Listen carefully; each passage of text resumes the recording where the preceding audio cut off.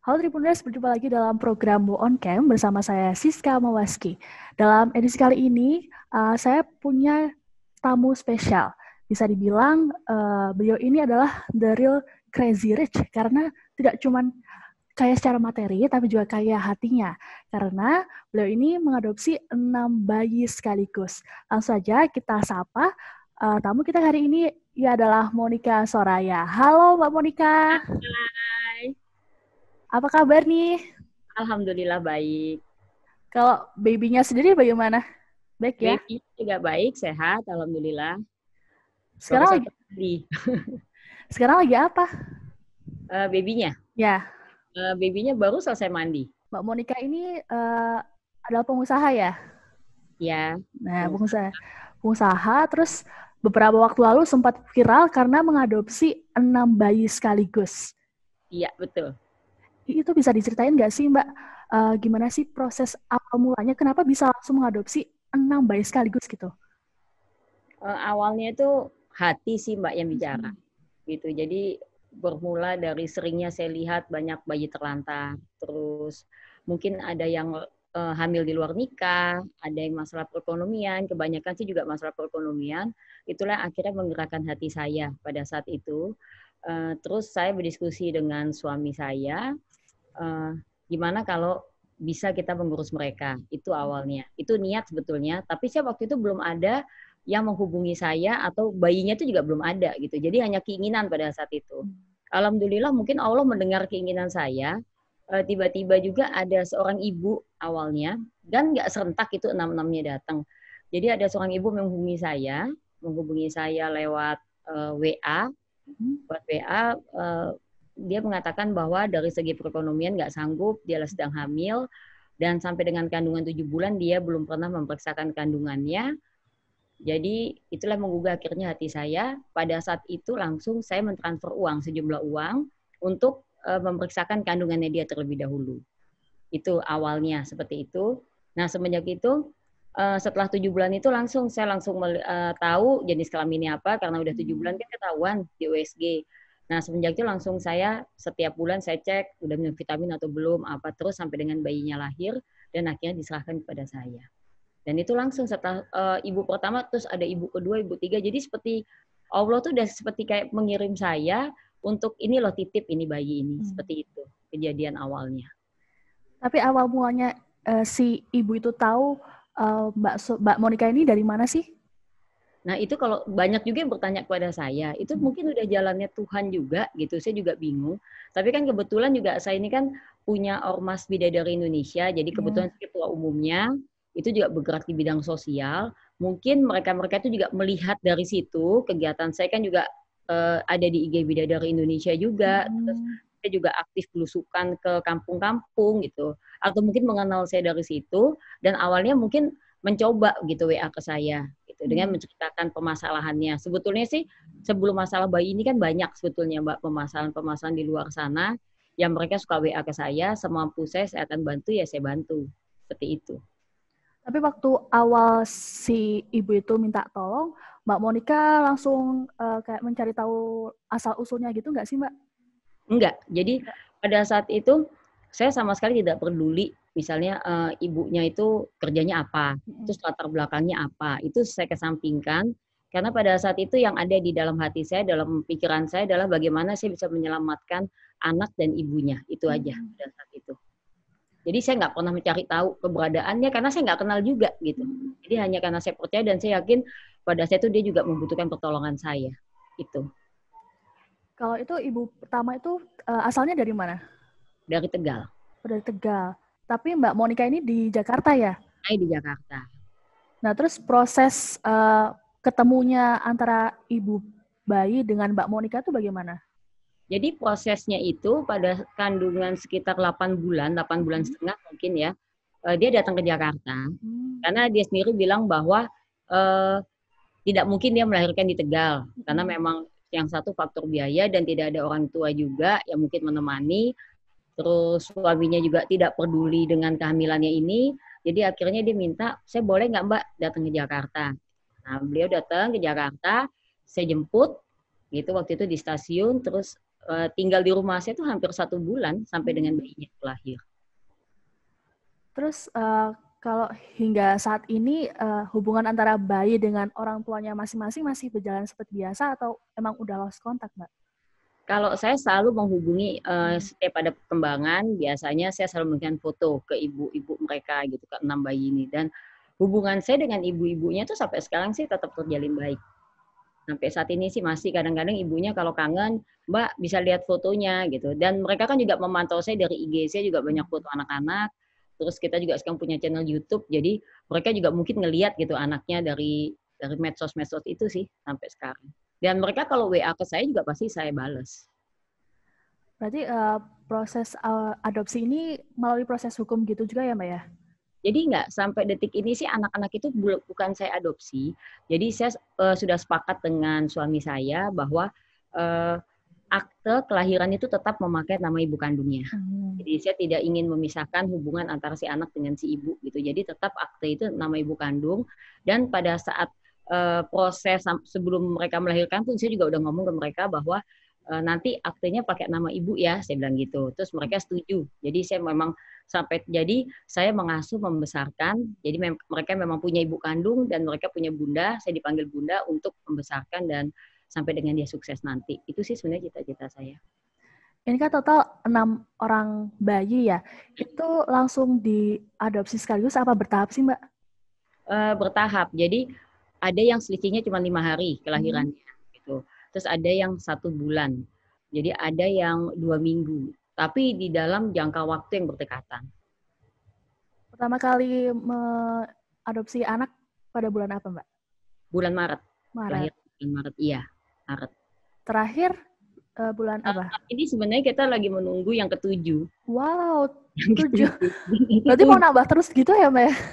Kalau saya ditanya, saya sih mau sebanyak-banyaknya. Jadi maksud saya, kalau saya bisa membantu, kenapa enggak? Kalau dalam hati saya sih maunya sih seperti itu. Tapi kan saya harus diskusi juga dengan suami, dengan anak-anak. Gitu. Kalau sampai detik ini sih suami saya mengizinkannya baru 7 masih oke gitu. Tapi nggak tahu. Karena setelah viral, ternyata banyak sekali yang menghubungi saya dan ingin menitipkan anaknya kepada saya. Sebelum punya 6 bayi ini, Mbak Monica sendiri punya anak berapa, Mbak? Ada 4 anak saya. Berarti total sekarang ada 10 gitu ya, Mbak ya? 10 mau 11, ke-11an. Ramai banget ya berarti rumahnya. Bukan ramai lagi. Dan bayi ini kan hampir seumuran. Ya, hampir seumuran itu yang membuat juga lucunya itu seperti itu gitu.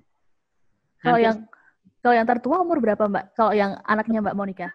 Oh, anak saya yang tertua itu 26 tahun, 16 tahun, terus 14 tahun, 7 tahun. Berarti waktu awal bayinya datang ke rumah, mereka langsung antusias gitu kali ya, Mbak ya? Langsung excited. Jadi anak saya 4, yang perempuan cuma 1. Awalnya sih yang perempuan ini yang agak merasa, karena bayi yang pertama kali datang kan perempuan. Jadi dia merasa, dia maunya kan perempuan satu-satunya di rumah, kok bayinya perempuan gitu. Maunya dia, boleh deh bunda mau ngasuh bayi berapa banyaknya asal laki-laki gitu. Tapi ternyata pada saat datang perempuan, kok perempuan sih bunda gitu. Jadi sebetulnya sempat ada penolakan seperti itu dari anak saya yang perempuan. Jadi tapi pada saat bayi itu datang dan dia lihat, sekarang udah jadi mainan buat dia. Dan bayinya kebanyakan perempuan. Dari 6 bayi itu yang perempuan berapa orang, Mbak? 4 perempuan, 2 laki. Yang jadi, tertua perempuan? Tertua perempuan, kedua laki, ketiga perempuan, keempat perempuan, kelima laki, keenam perempuan. Itu namanya siapa aja sih, Mbak? Yang pertama Bianca. Yang kedua laki-laki Tristan. Terus yang ketiga perempuan Scarlett. Yang keempat perempuan Sheika. Yang kelima laki-laki Dallas. Terus yang keenam perempuan Beverly. Namanya western banget gitu ya, Mbak ya? Terus selama menjaga dan merawat bayi ini, Mbak Monica juga dibantu sama ini, babysitter? Iya. Jadi satu bayi itu satu babysitter. Oh gitu. Jadi ada 6 babysitter. Bisa dibayangin nggak Mbak raminya?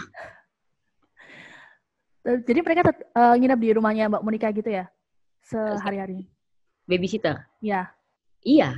dia mengawasi bayi saya 24 jam. Sangat sangat ramai sekali ya berarti ya Mbak ya?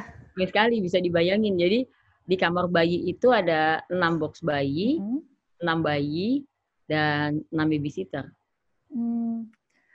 Terus semenjak viral nih, terus sekarang Mbak Monica meluncurkan atau membuat channel YouTube sendiri. Kenapa?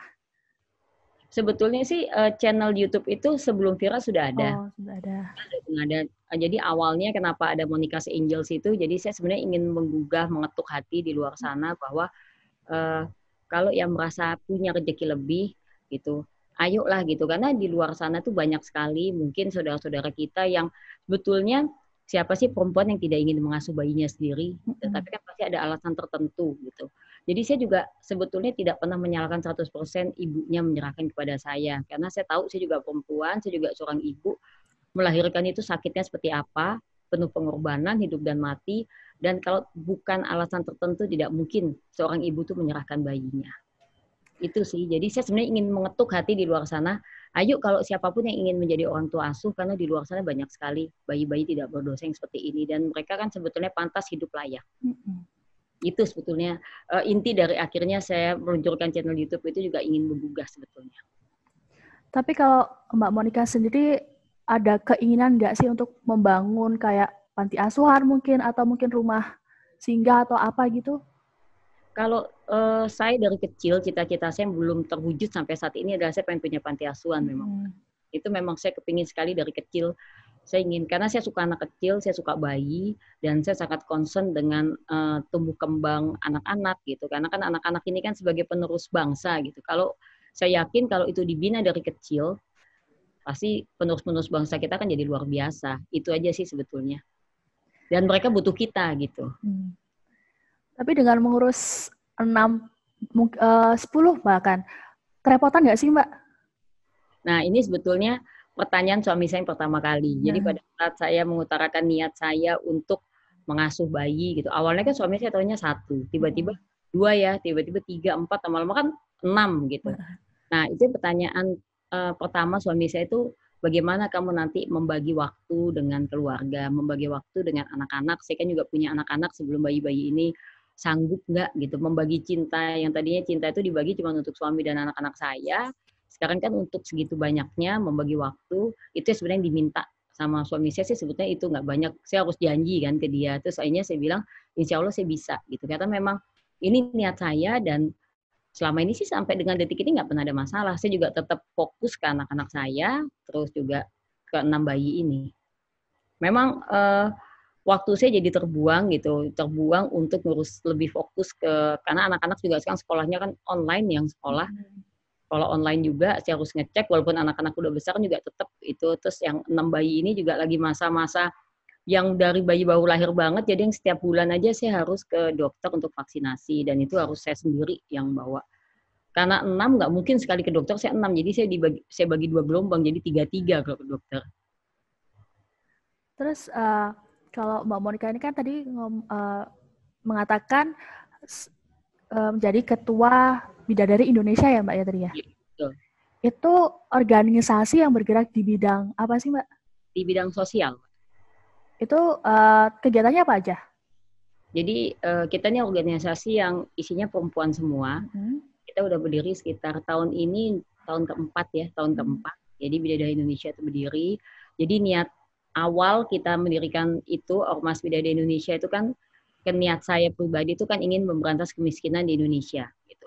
Kalau bukan kita siapa lagi gitu. Jadi saya selalu menggerakkan orang itu untuk ayo kita bergandeng tangan bersama, karena saya yakin kalau cuma testir yang turun kan nggak mungkin gitu. Begitu banyaknya, begitu kompleksnya permasalahan di Indonesia. Tapi kalau kita sama-sama, kita bergandengan tangan, pasti bisa gitu memberantas kemiskinan, dan itu saya yakin sekali.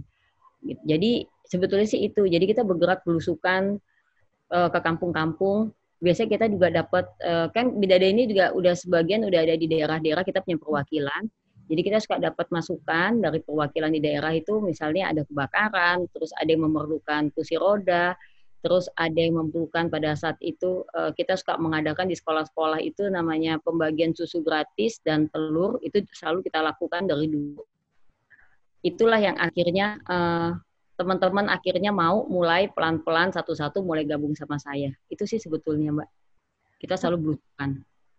Untuk kegiatan belusukannya sendiri dilakukan di Jakarta, Bu? Bukan cuma di Jakarta. Jadi kita juga pernah ke Jawa Tengah, kita juga pernah ke NTB, gitu. Terus kita pernah ke Jawa Timur, Jawa Barat. Jadi sebetulnya tahun ini sih agenda kita banyak untuk Bidadari Indonesia. Salah satunya sebenarnya saya mau kunjungan ke Aceh. Tapi karena COVID di awal tahun ini, jadi mungkin ya insya Allah tahun depan lah. Karena memang mereka membutuhkan, jadi mereka minta saya untuk datang ke sana karena saya harus melihat beberapa panti asuhan juga di sana yang mungkin perlu kita bantu. Selain kegiatan organisasi sosial dan juga mengurus anak, kesibukannya Mbak Monica apa aja sih, Mbak? Saya sih lebih senang disebut aktivis sosial. Aktivis sosial. Saya lebih suka sih disebut aktivis sosial. Jadi dulu saya juga sempat saya punya rumah produksi, saya juga pernah memproduksi film layar lebar pada saat itu. Terus sekarang lagi vakum karena memang kondisi seperti ini kan ya Mbak ya. Jadi banyak aktivitas yang banyak saya kerjakan di rumah. Dan alhamdulillah sekarang saya punya mainan baru gitu. Jadi nggak terlalu sepi. Jadi tadinya mungkin banyak aktivitas di luar, tapi karena adanya malaikat-malaikat kecil saya ini, jadi agak sedikit terhibur sih sekarang ini.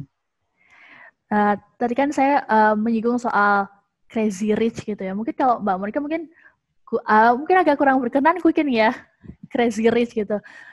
Karena lihat vlognya Mbak Imbuang. Dan di situ kelihatan rumahnya Mbak Monica tuh kayak luas banget. Itu bisa menampung berapa orang sih Mbak? Kalau rumahnya sendiri sih luas tanahnya sih 4.500 meter. Wah. Memang mungkin memang ini udah jalannya Tuhan juga. Jadi alangkah lebih berarti kalau saya sudah dikasih rezeki sama Allah, suami saya sudah dikasih rezeki sama Allah, kok ya tiba-tiba Allah juga menitipkan anak-anak ini, bayi-bayi ini yang jumlahnya 6 ini di rumah saya. Jadi akhirnya rumah yang besar ini jadi kelihatan lebih rame lagi karena kehadiran mereka. Kalau enggak ya cuman anak-anak saya gitu sama pegawai yang kerja di rumah. Jadi dengan datangnya anak-anak ini, the babies ya julukannya ya? Malaikat kecil saya bilang. Malaikat kecil. Dengan datangnya malaikat-malaikat kecil ini jadi bikin rumah tambah ramai gitu ya?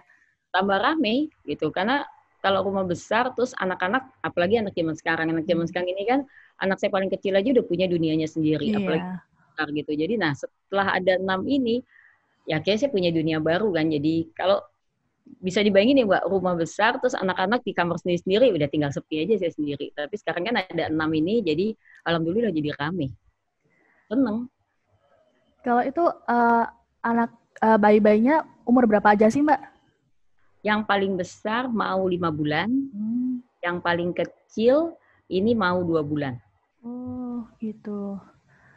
Terus rencananya ke depan selain nambah anak lagi, mau nambah lagi nggak sih Mbak? Nambah lebih banyak lagi gitu nggak sih? Saya kalau ditanya Mbak gitu, saya mau 10, 12, 20 gitu, sekalipun saya mau, cuman kan saya takut tidak amanah itu aja. Jadi misalnya gitu ada sebagian juga menghubungi saya, Mbak saya titip tolong diasuh. Banyak sih Mbak, apalagi setelah viral, banyak sekali menghubungi saya. Jadi apa yang bisa saya bantu untuk saat ini adalah saya coba untuk, biasanya sih mereka menghubungi saya karena mereka tidak punya biaya untuk memeriksakan kandungan yang pertama, terus yang kedua biaya melahirkan, terus yang ketiga akhirnya mereka menitipkan bayinya. Biasanya sih pemasarannya seperti itu.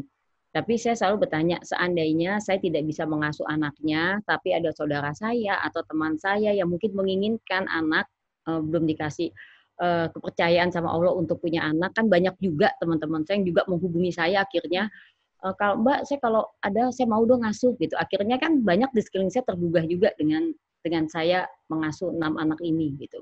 Jadi saya selalu bilang yang datang untuk masalah periksa, melahirkan, selama saya masih bisa bantu, saya akan bantu biayanya. Tapi untuk mengasuh anak, misalnya saya diizinkan oleh suami saya untuk menambah lagi, akan saya asuh sendiri. Tapi seandainya tidak pun, saya akan mencarikan orang tua asuh buat anak-anak itu. Tapi kalau misalnya ada ibu-ibu di luar sana atau orang tua di luar sana yang kurang mampu tapi mau merawatnya, terus minta bantuan kayak biaya gitu ke Mbak Monica, itu bisa Mbak? Iya, sebagian saya kerjakan seperti itu. Jadi biasanya sih yang udah ada 2 atau 3 yang juga menunggu kelahiran, tapi dia ingin mengasuh bayinya sendiri, itu saya anggap sebagai anak asuh saya yang di luar. Jadi saya membiayai juga kehamilannya, melahirkannya saya biayain, nanti setelah lahir saya akan bantu dia sampai saya merasa dia mampu untuk saya lepas gitu. Kadang-kadang kan mereka ingin kalau misalnya ada, jadi saya lebih fokus untuk yang suaminya misalnya meninggal. Jadi pada saat dia mengandung ternyata suaminya meninggal, ada yang seperti itu. Ada yang hamil di luar nikah. Itu yang saya fokus sih ke situ karena kan tidak ada suami. Tapi kadang-kadang ada juga yang menghubungi saya karena masa perekonomian. Biasanya saya tanya perekonomiannya sampai sejauh mana. Masih ingin nggak merawat ini bayi? Kalau mereka berdua akhirnya masih ingin, saya gugah hatinya, oke, kalau untuk permasalahan biaya anak ini, insya Allah akan saya bantu. Jadi saya selalu menggugah dulu daripada dikasih, kan lebih bagus mereka yang urus kalau memang mereka masih ada suaminya. Banyak sih yang tidak punya suami, banyak kan. Ini kayak hamil di luar nikah gitu ya? Hamil di luar nikah atau ditinggal, itu juga banyak. Seperti itu. Nah, kalau untuk keenam malaikat kecilnya Mbak Monica nih, latar belakangnya sama semua atau beda-beda, Mbak? Beda-beda, tidak ada yang sama. Dari pekerjaannya juga beda, terus alasan menitipkan itu juga beda. Jadi keenam ini punya latar belakang yang kalau saya ceritakan luar biasa sedihnya pasti. Kalau yang paling miris gitu, ada nggak, Mbak? Yang paling miris salah satunya itu ada, jadi dia itu pacaran, terus akhirnya memutuskan untuk tinggal bareng, awalnya gitu ya, namanya laki perempuan, akhirnya mereka tinggal bareng, terus hamil. Nah, setelah hamil itu, dia bilang ke cowoknya bahwa saya positif itu hamil. Nah, semenjak hari itu, langsung cowok itu pergi dan tidak pernah kembali lagi. Ada yang seperti itu. Tapi untuk kasus itu, pihak keluarganya kayak mendukung. Keluarganya nggak tahu. Nggak tahu sama sekali. Keluarganya nggak tahu. Tapi si perempuan itu bekerja apa enggak, Mbak? Waktu Awalnya, hamil. ya. Nah, awalnya bekerja, tapi karena kandungannya sudah besar, terus dia bertemu dengan saya, tiba-tiba dipertemukan dengan saya itu kalau nggak salah kandungannya 6 bulan atau 7 bulan. Nah, semenjak itu saya bilang ke dia bahwa udah kamu nggak usah kerja, karena dia foto kandungannya udah besar. Saya nggak tega juga, terus akhirnya saya tanya kamu tinggal di mana, terus dia bilang dia ngontrak kalau nggak salah, terus saya biayain kontrakannya, terus sampai dengan bayi itu lahir, terus saya tetap kasih dia uang pemulihan, karena terus sebagian juga saya kasih modal kerja, jadi saya mau kamu pernah bikin kesalahan, tapi ke depan kamu harus punya masa depan. Nah, selama ini anak kamu dititipkan kepada saya.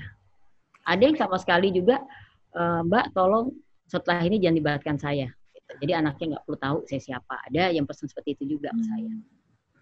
Tapi kalau misalnya suatu saat nanti anaknya itu menanyakan, Mbak Monica jawabannya? Saya akan bicara dengan dia. Kan suatu saat juga pasti tahu karena aktenya kan pasti namanya ibunya gitu. Saya akan kasih tahu ke dia dengan bahasa saya. Karena anak-anak ini kalau tahu pun siapa tahu nanti dia punya rasa benci. Kenapa sih saya dibuang ibu saya seperti itu? Jadi saya harus bicara dengan bahasa saya yang baik dan benar supaya anak itu juga tahu bahwa ibunya menitipkan saya pasti karena ada alasan. Itu aja yang saya mau anak-anak ini tahu. Jadi bukan 100% mungkin kesalahan ibu ini, karena apapun yang terjadi yang melahirkan kalian di dunia ini kan adalah seorang ibu. Gitu, dan dia menitipkannya kepada saya. Itu saya bicarakan pelan-pelan nantinya. Berarti ibu-ibu ini sangat beruntung ya Mbak ya, bisa bertemu dengan Mbak Monica dan juga teman-teman yang lain gitu ya. Saya sebenarnya juga bersyukur sama Allah, saya juga bisa dipertemukan secara tidak sengaja dengan mereka, dan akhirnya saya bisa merawat bayi-bayi ini. Gitu. Jadi semuanya memang saya percaya ini semua kuasa Allah. Jadi Allah udah semua ngatur. Saya hanya mungkin tangan aja diperpanjang untuk bisa merawat keenam ini. Jodoh ya, berjodoh gitu ya. Kita berjodoh dan tidak ada satu yang membohongi saya sampai dengan sekarang. Nah ini kan Mbak Monica dikenal sebagai orang yang banyak membantu sesama. Ada kepikiran nggak sih Mbak untuk jadi kayak politikus gitu mungkin? Nyalon kepala daerah atau gimana gitu?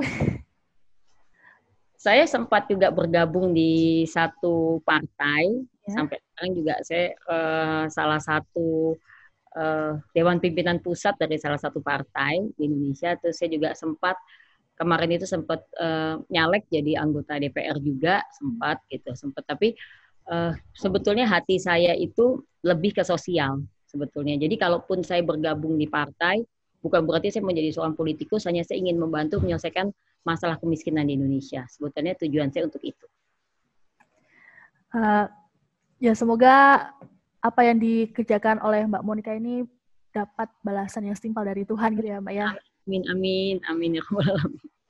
Dan semoga anak-anaknya tumbuh sehat, tidak kurang satu apapun. Amin, makasih doanya Mbak. Doain supaya saya selalu kuat, lulus, ikhlas untuk perawat mereka semua, karena 6 itu kan karakternya juga beda-beda.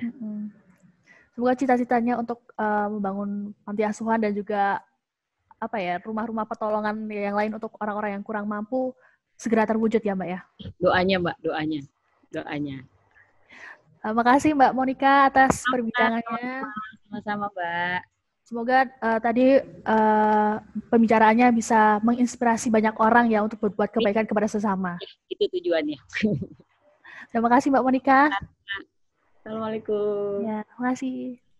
Nah, demikian tadi perbincangan saya dengan Monica Soraya, seorang wanita yang berbaik hati mau mengadopsi 6 bayi sekaligus. Semoga tadi perbincangan saya dengan Monica Soraya dapat menjadi inspirasi bagi kita semua dalam menyebarkan kebaikan untuk sesama. Demikian WOW On Cam kali ini. Jangan lupa terus saksikan WOW On Cam edisi berikutnya hanya di kanal YouTube Tribun WOW Official. Saya Siska Mawaski, sampai jumpa. Terima kasih sudah nonton. Jangan lupa like, subscribe, dan share ya.